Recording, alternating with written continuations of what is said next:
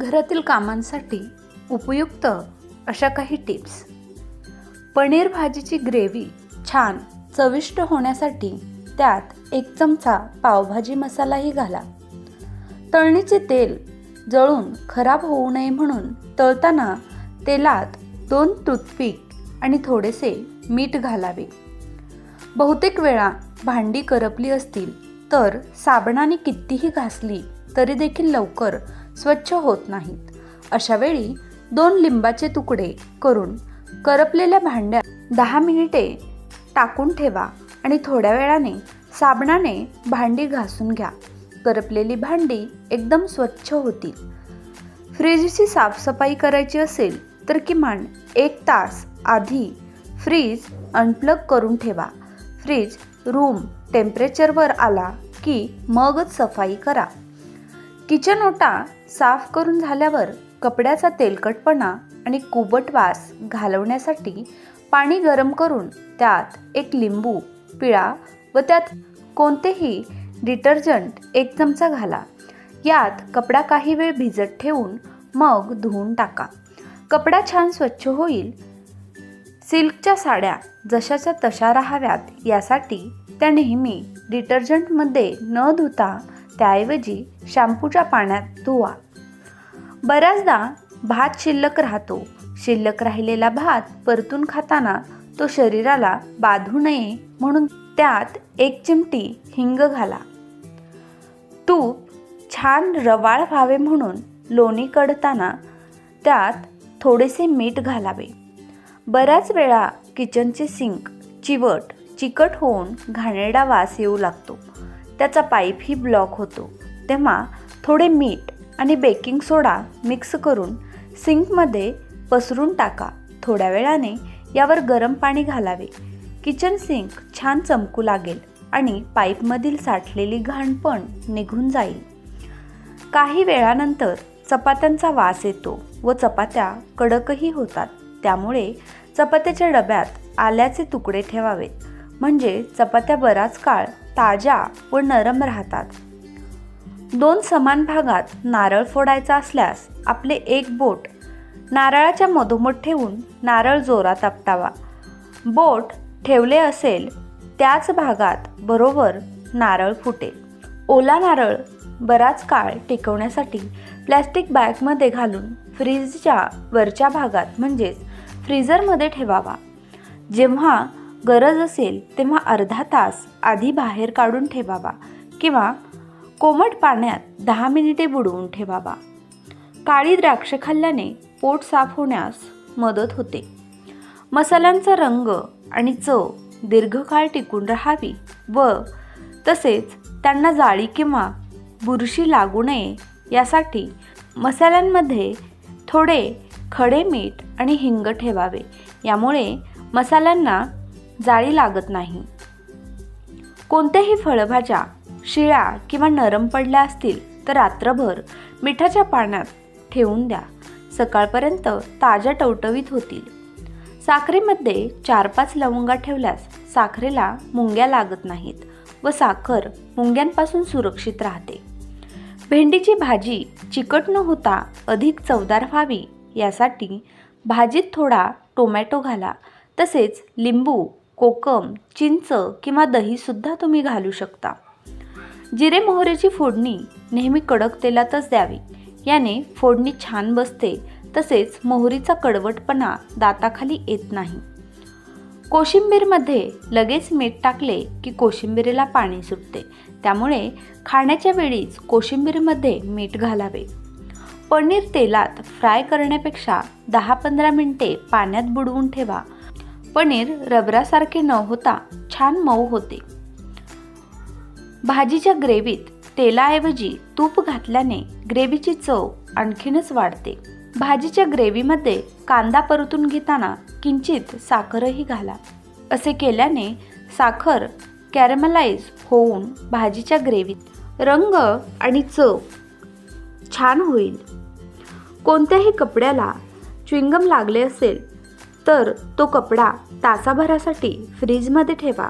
त्यानंतर च्युइंगम हाताने अलगद निघून जाईल. दूध तापायला ठेवून कामात गडबडीत असाल तर पातेल्यावर एक लाकडी डाव किंवा चमचा ठेवा.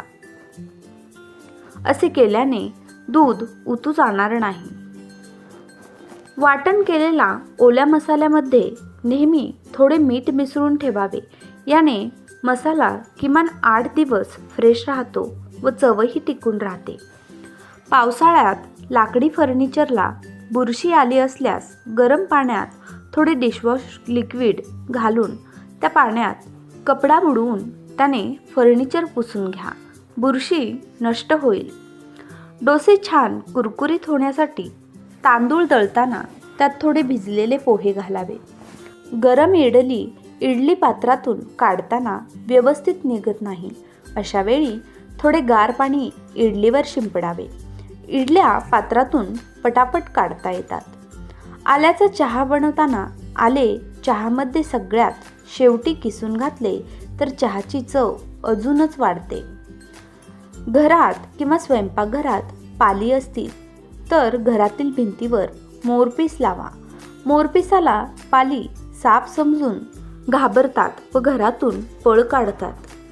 डोसा, आप्पे व इडली यांची पौष्टिकता अजून वाढवण्यासाठी तांदूळ आणि उडीद डाळीबरोबरच थोडे सोयाबीन पण भिजत घाला. बऱ्याचदा कपडे धुतल्यानंतर आकसून लहान होतात, तेव्हा गरम पाणी घेऊन त्यात थोडे हेअर कंडिशनर टाका व त्या पाण्यातच 5 मिनिटे हे कपडे घालून ठेवा. कपडे पुन्हा आपल्या पूर्वीच्या मापात होतील. फोडणीमध्ये किंचित साखर घातल्याने कोणतीही आमटी, मिसळचा रस्साला मस्त तेलाची तरी व तवंग येतो. कमी वेळात बटाटे उकडायचे असल्यास बटाटे स्वच्छ धुवून त्याला सुरीने टोचे मारून 5 मिनिटे मायक्रोवेव्हमध्ये ठेवा. म्हणजे एकदा उलटपुलट म्हणजेच खालची बाजू वर करा, नंतर फ्रीजमध्ये ठेवा. थंड झाले की पटकन साले काढता येतील. मसालेदार पदार्थांची घट्ट आणि मलाईदार ग्रेव्ही बनवायची असेल तर ग्रेव्हीमध्ये तिळाची पेस्ट घाला. लसूण पटकन सोलला जावा यासाठी लसणाची गाठ गरम पाण्यात थोडा वेळ भिजवा. कुरकुरीत आणि टेस्टी डोसे हवे असतील तर पीठ बनवताना तांदूळ सोबत 1 चमचा साबुदाणा, 1 चमचा हरभऱ्याची डाळ व थोडे मेथीदाणे भिजायला घालावे. मऊ लुसलुशीत आणि पांढरी शुभ्र इडली बनवण्यासाठी तांदूळ भिजवताना थोडे मेथीदाणे ही घालावेत. तसेच तांदूळ दळताना त्यात वाटीभर भिजलेले पोहेही घालावेत. दूध उकळवताना पातेल्यात आधी पेलाभर पाणी घालून मग दूध ओतावे.